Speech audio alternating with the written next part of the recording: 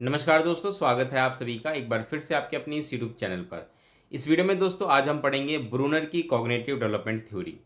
जैसा कि पियाजे ने भी अपनी एक थ्योरी दी थी कॉग्निटिव डेवलपमेंट की, लेकिन ब्रूनर की भी अपनी एक थ्योरी है जो कि पियाजे से काफ़ी अलग है। हालांकि दोनों में समानता ये है कि दोनों ही कंस्ट्रक्टिविस्ट हैं, दोनों ही विश्वास करते हैं कि बच्चा जो होता है वो नॉलेज को कंस्ट्रक्ट करता है। ब्रूनर ने भी ये कहा था कि बच्चे को हमें स्वतंत्रता दी जानी चाहिए ताकि बच्चा खुद से नॉलेज को क्रिएट करे। ऐसा नहीं कि जैसे हम बच्चे को पका पकाया भोजन दे देते हैं ना, कि बच्चे को कोई मेहनत ना करनी पड़े, ऐसा ना हो। बच्चे को हम अपॉर्चुनिटी दें ज़्यादा से ज़्यादा, जिससे कि बच्चा अपने आसपास के इन्वायरमेंट को डिस्कवर करे और खुद से नॉलेज को कंस्ट्रक्ट करे। ये कहना था ब्रूनर का। चलिए आगे बढ़ते हैं और बात कर लेते हैं एक बार जो इन्होंने थ्योरी दी थी उसमें क्या इंपॉर्टेंट चीज़ें थी। देखिए, ब्रूनर ने जो कॉग्निटिव डेवलपमेंट थ्योरी दी थी उसमें उन्होंने मेनली 3 स्टेजेस बताए थे। पहला उन्होंने कहा था इनएक्टिव, जो कि 0 से 18 महीने के बीच की होती है। फिर आइकॉनिक, जो कि 1.5 से 2 साल के बाद शुरू हो जाती है। इसी प्रकार सिंबॉलिक, जो कि 7 साल के बाद से शुरू होती है। तो बेसिकली ये 3 इन्होंने इंपॉर्टेंट स्टेजेस बताए थे और हर एक स्टेजेस में बच्चा खास तरीके से अपना मानसिक विकास करता है। एक एक करके समझते हैं, बात करते हैं। सबसे पहले हम इनएक्टिव की। तो देखिए, इनएक्टिव में क्या होता है। इनएक्टिव का मतलब होता है कि बच्चा एक्शंस करता है, यानी एक्शंस के थ्रू सीखता है। अगर बच्चे को कुछ भी चीज़ अपने आसपास इन्वायरमेंट में दिख रही है तो बच्चा उसके लिए एक्शंस करेगा। जैसे छोटा बच्चा जब 0 से 18 महीने का होता है, तो क्योंकि वो इतना ज़्यादा उसका मानसिक विकास तो होता नहीं है, ना ही इतना भाषा का विकास हुआ होता है। बच्चा क्या करता है, अपने आसपास की चीज़ों को उलट फेर करता रहता है, इधर उधर करता होता है, फैला रहा होता है सामान को, चीज़ों को पकड़ने की कोशिश करता है, उनसे खेलता है। कहने का मतलब ये है कि एक्शंस के थ्रू ही बच्चा स्टार्टिंग में सीखता है। ठीक है, आई होप आप समझ गए होंगे। इनएक्टिव का मतलब एक्शंस के थ्रू बच्चा अपना कॉग्निटिव विकास करता है या सीखता है। Next is iconic. आइकॉनिक में क्या होता है, आइकॉनिक में इमेजेस बनाना शुरू करता है बच्चा। जैसे ही बच्चा 1.5-2 साल का होता है, काफ़ी हद तक बच्चे का जो स्कीमा होता है वो डेवलप हो चुका होता है, लेकिन इसके बाद भी बच्चा क्या करता है, इमेजेस बनाता है अपने दिमाग में। अपने आसपास जो भी कोई चीज़ें देखता है उनको इमेज फॉर्म में अपने दिमाग में रखने की कोशिश करता है। तो इनएक्टिव का मतलब एक्शंस होते हैं और आइकॉनिक का मतलब इमेजेस होते हैं। इसको आपको समझ लेना है। Next is symbolic. सिंबॉलिक मतलब बच्चा भाषा के रूप में चीज़ों को अपने दिमाग में बिठाएगा, कंसेप्ट के रूप में अपने दिमाग में बिठाएगा। अब देखिए, कोई भी चीज़ उसके सामने आती है, फॉर एग्जाम्पल मान के चलिए कि अगर बच्चे के सामने कोई गाय है, तो जब बच्चा आइकॉनिक स्टेज में है तो बच्चा तो उसकी इमेज बनाएगा अपने दिमाग में। लेकिन बच्चा जब सिंबॉलिक स्टेज में है, बच्चा भाषा का विकास कर चुका है, उसको पढ़ना और लिखना आता है, तो बच्चा अपने दिमाग में भाषा के रूप में उस चीज़ को रखेगा संभाल के। गाय है तो गाय के बारे में उसको बहुत सारी इन्फॉर्मेशन पता होगी, जिसको भाषा के रूप में रखता है। ठीक है, तो गाय के जैसे ही नाम सुनते हैं तो सिर्फ गाय नहीं आती उसके दिमाग में, गाय से संबंधित बहुत सारी जानकारियाँ जो बच्चे के दिमाग में भाषा के रूप में है वो सारी उसके दिमाग में आती हैं।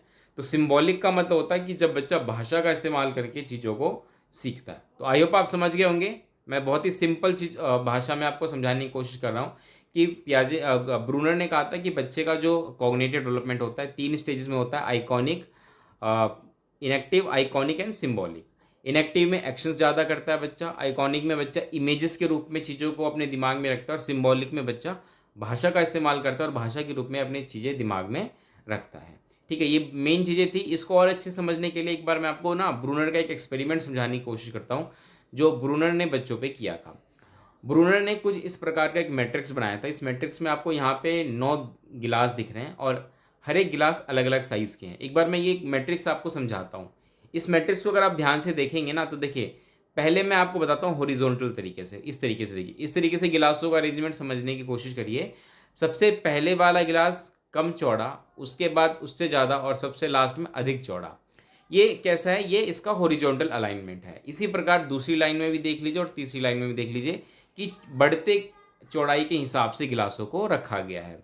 यही चीज़ अगर मैं कहूँ तो अब हम थोड़ा सा वर्टिकल तरीके से समझने की कोशिश करते हैं कि गिलास की अरेंजमेंट कैसी है। इस प्रकार से तो देखिए, जो पहला गिलास है वो सबसे छोटा है हाइट में, उसके बाद उससे बड़ा और लास्ट में सबसे बड़ा। यानी कि वर्टिकल अलाइनमेंट कैसे है इस गिलास की, पहले छोटा फिर बड़ा और लास्ट में सबसे बड़ा। आई होप आप हॉरिजॉन्टल एंड वर्टिकल दोनों ही अलाइनमेंट समझ गए हैं।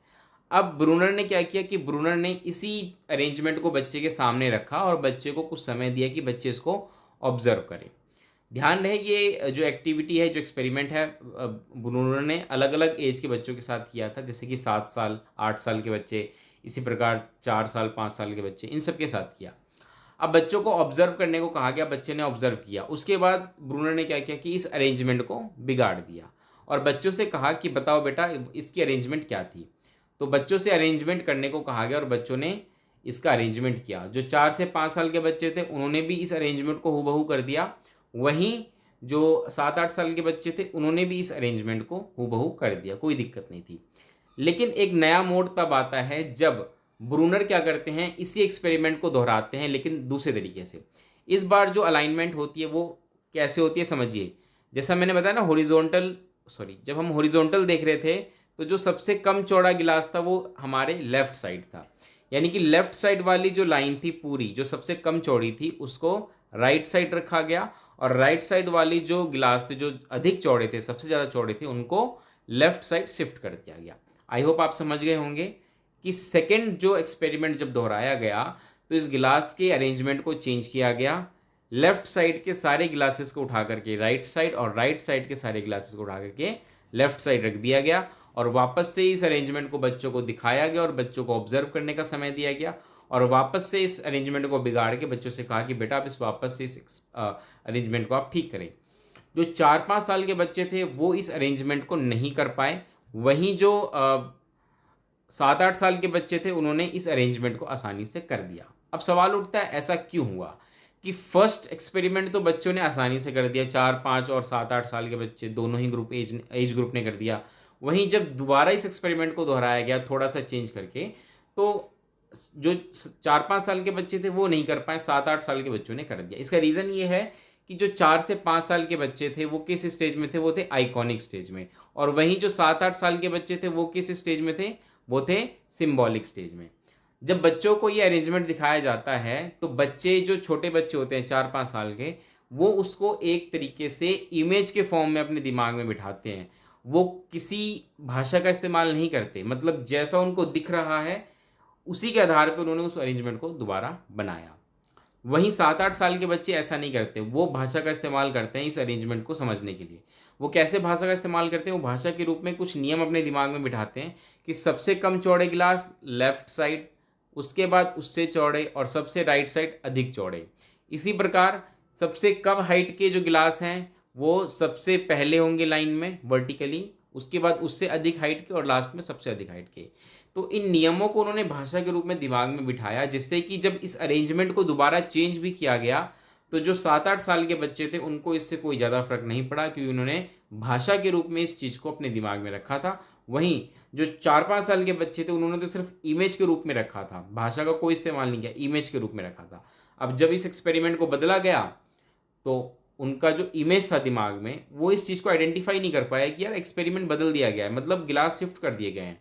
वो इतना आइडेंटिफाई नहीं कर पाया उनका दिमाग, क्योंकि इमेज के रूप में थी सारी चीज़ें। इसलिए 4 5 साल के बच्चे इस एक्सपेरिमेंट को नहीं कर पाए दोबारा, वहीं 7 8 साल के बच्चे कर पाए। तो यहाँ से हमने क्या देखा कि जैसा ब्रूनर ने कहा था अपने एक्सपेरिमेंट में, उसको उन्होंने प्रूफ किया कि स्टार्टिंग में बच्चा इनेक्टिव वे में हो सीखता है, फिर आइकॉनिक इमेज के रूप में सीखता है चीज़ों को, फिर सिम्बॉलिक यानी कि भाषा के रूप में सीखता है। ठीक है, चलिए आगे बढ़ते हैं और इसको हम एक और अच्छे एग्जाम्पल समझने की कोशिश करेंगे, लेकिन साथ के साथ हम एक ब्रूनर का स्पाइरल करिकुलम, जो कि बहुत ही इंपॉर्टेंट है, एग्जाम में पूछा जाता है स्पाइरल करिकुलम के बारे में कि स्पाइरल करिकुलम क्या होता है, किसने दिया है, ये भी पूछा जा सकता है। तो ब्रूनर का नाम याद रखिएगा, स्पाइरल करिकुलम जो है ब्रूनर के द्वारा दिया गया है।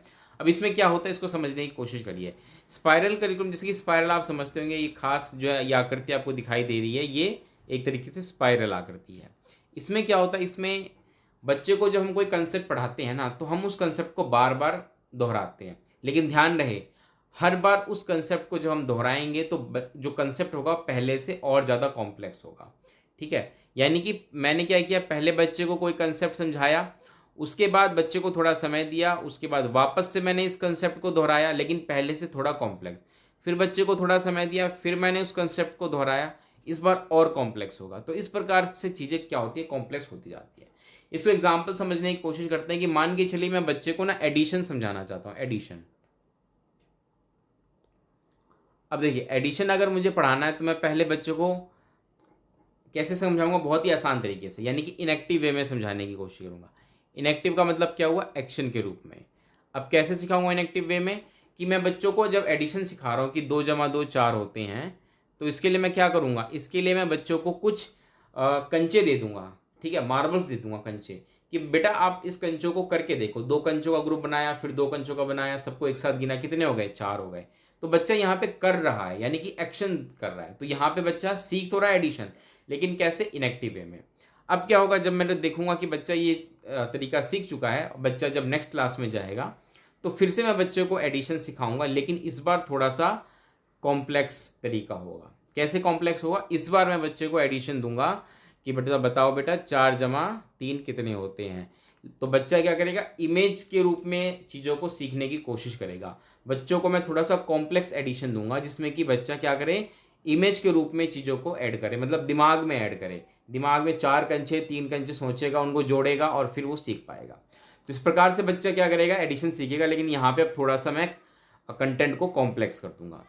उसके बाद फिर से बच्चा जब बड़ा होगा, नेक्स्ट क्लास में जाएगा, तो मैं थोड़ा सा और कॉम्प्लेक्स बच्चे को दूंगा एडिशन, जहाँ पे हम भाषा का इस्तेमाल करके बच्चे से सवाल पूछेंगे। हम पूछ सकते हैं कि मान के चलो बेटा, रमेश किसी शॉप पे जाता है, वहाँ जाकर रमेश 12 रुपये खर्च कर देता है टॉफ़ी में, और 13 रुपये खर्च कर देता है आइसक्रीम में, तो कुल मिला के कितने रुपए खर्च किए। तो ये भाषा का इस्तेमाल करके मैं बच्चों को सवाल दे रहा हूँ।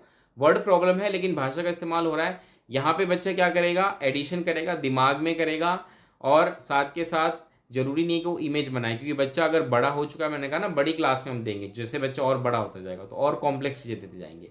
तो यहाँ पे मैं एडिशन ही सिखा रहा हूँ, मतलब वही चीज़ है, लेकिन हर बार क्या है, मैं एक तो कंसेप्ट रिविजिट कर रहा हूँ, बार बार बच्चों को वही कंसेप्ट एडिशन सिखा रहा हूँ, लेकिन मैं क्या कर रहा हूँ कि हर बार जो कंटेंट है उसको मैं और कॉम्प्लेक्स करता जा रहा हूँ।